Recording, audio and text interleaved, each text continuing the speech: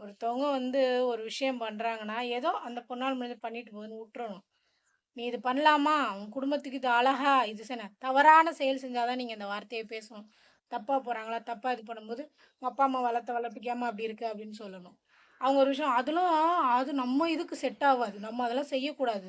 நம்மள இந்த பொண்ணு இது பண்ணுதா, அந்த பொண்ணு அது அவங்களுக்கு புடிச்சிருக்கு அவ பண்ணிட்டு போறா, உடுங்க.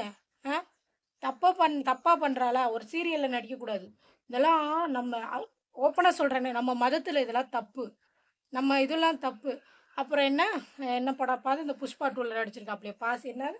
ஃபஹத் ஃபாசிலு. அவங்க ஒய்ஃப் நஸ்ரியா. அவங்கலாம் அத மட்டும் பார்க்குறீங்க, நல்லா ஆடுறாங்க, நல்லா பாடுறாங்க அப்படின்னு. ஆனா ஒரு பொண்ணு வெளில வந்துரக்கூடாது.